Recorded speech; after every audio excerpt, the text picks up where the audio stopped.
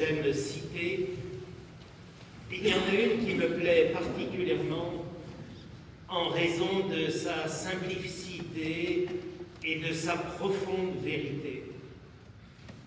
C'est la suivante. On reconnaît les amis du bon Dieu au fait qu'ils font ce qu'ils ne seraient pas obligés de faire. Tellement simple. On reconnaît les amis du bon Dieu au fait qu'ils font ce qu'ils ne seraient pas obligés de faire. Et cette parole, elle illustre magnifiquement la fête du baptême de Jésus que nous célébrons aujourd'hui. Jésus n'avait pas besoin d'être baptisé par Jean. Et Jean l'a très bien compris et il le lui fait remarquer. En effet, le baptême que Jean donnait dans les eaux du Jourdain était, on pourrait dire, un baptême symbolique. Celui qui avait compris qu'il devait se convertir, donc renoncer à ses péchés, et qui était prêt à le faire, venait auprès de Jean-Baptiste, et Jean l'immergeait dans le Jourdain comme pour noyer symboliquement ses péchés. Or, évidemment, Jésus n'avait pas de péché. Il n'avait donc pas besoin de ce baptême. C'est pour cela que Jean va essayer de manière assez vigoureuse de l'en dissuader. Oui, mais Jésus, il a quand même voulu vivre cette démarche. Et il a même voulu que ce soit le premier signe de son ministère. Quand il sort des 30 ans de vie cachée à Nazareth, la démarche qu'il fait immédiatement pour inaugurer son ministère public, c'est celle-là, de venir demander le baptême de Jean-Baptiste. C'est dire si Jésus donne à cette démarche une portée très grande. Mais pourquoi a-t-il voulu vivre cette démarche? Il me semble qu'il y a deux raisons essentielles qui illustreront la parole du curé d'Ars que je citais. On reconnaît les amis du bon Dieu au fait qu'ils font ce qu'ils ne seraient pas obligés de faire. Pour comprendre la première raison, il faut essayer de visualiser la scène. Saint Ignace de Loyola proposait toujours ce genre de méditation aux retraitants. Il expliquait que pour mieux entrer dans la compréhension d'un texte, pour nous aujourd'hui, il était bon d'effectuer cet exercice qui consistait donc à essayer d'imaginer la scène. Alors si vous le faites en fermant les yeux, vous verrez sûrement une longue file, comme au supermarché les veilles de fête. Et Jésus qui arrive, qui prend sa place, sans chercher à passer devant, comme le font souvent les gens au supermarché. Il aurait pu, Jésus, en disant « Oh, je suis le cousin de Jean-Baptiste, hein, faites de la place, et je suis même bien plus que le cousin de Jean-Baptiste. » Non, il prend sa place. Il y a donc du monde devant lui, et puis il va y avoir du monde derrière lui. Et lui, il est là, au milieu de tous ces gens. Mais qui sont ces gens au milieu de qui Jésus se trouve? Eh bien, ce sont des pécheurs. Jésus se retrouve en plein milieu des pécheurs. Ceux qui venaient vers Jean, comme je le disais, c'était ceux qui reconnaissaient qu'ils devaient se convertir et renoncer à leurs péchés. C'étaient donc tous des pécheurs qui étaient dans la file. Tout est dit. dans cette scène quand on se met à la visualiser. C'est toute la mission de Jésus qui se trouve ainsi résumée. C'est tout ce que sera son ministère qui est déjà annoncé.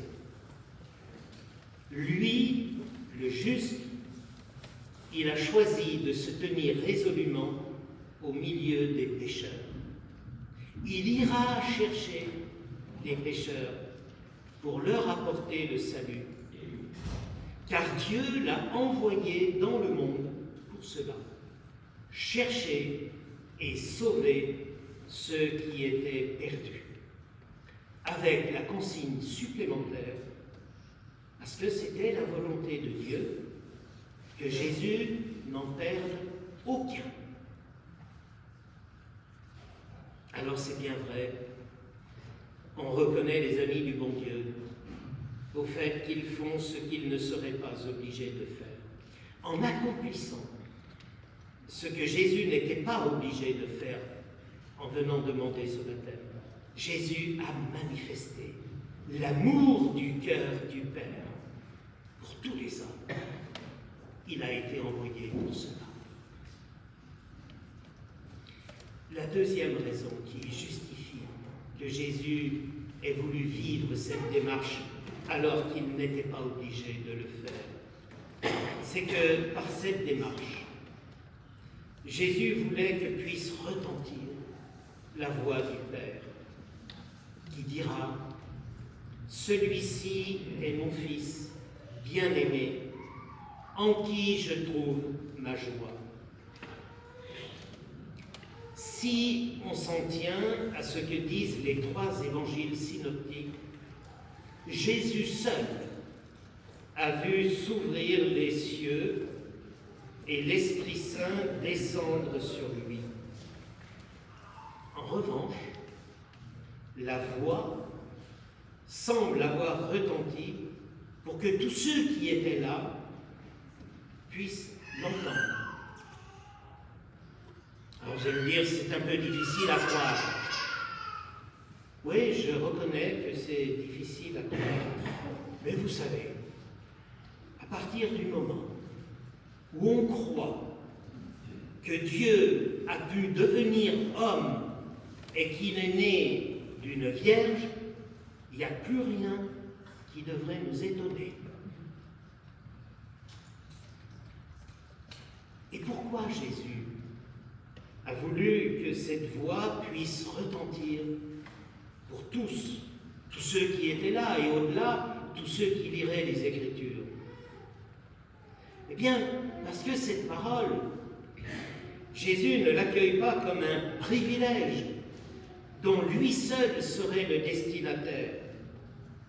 Il n'a pas voulu que cette voix retentisse pour que tous ceux qui l'entendaient se mettent à baver d'envie.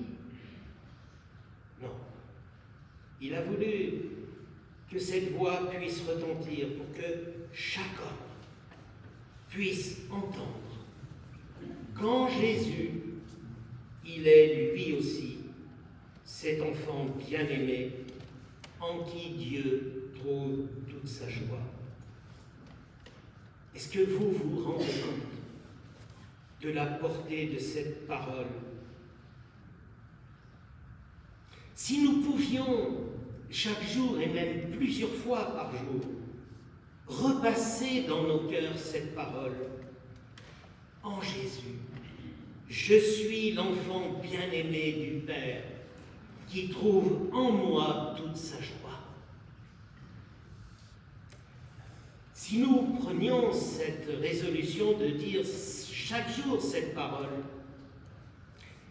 au moins quand nous nous levons le matin, à peine les yeux ouverts, je crois que cela pourrait avoir deux effets très bénéfiques dans notre vie.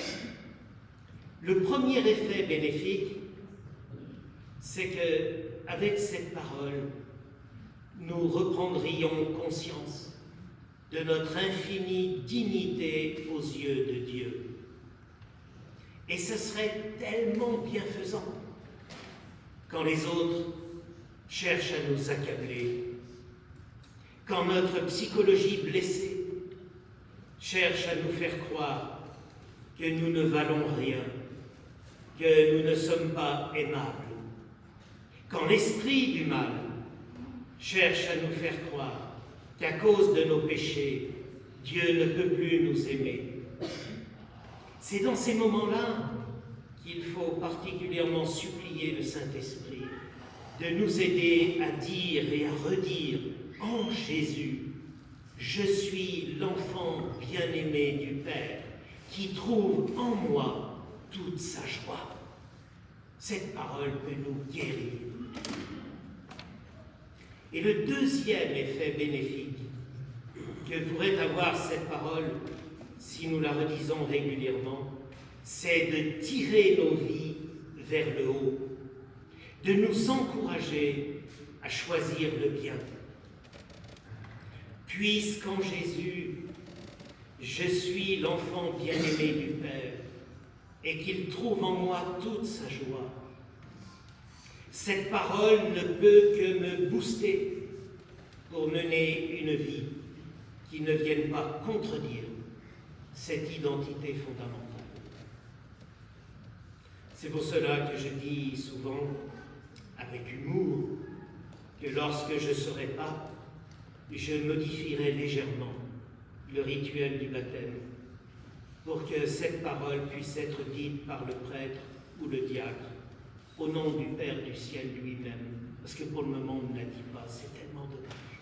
Et je dirais, Julie, Gaëtan, rajoutez votre prénom, en Jésus, tu es devenu l'enfant bien-aimé du Père et il trouve en toi toute sa joie.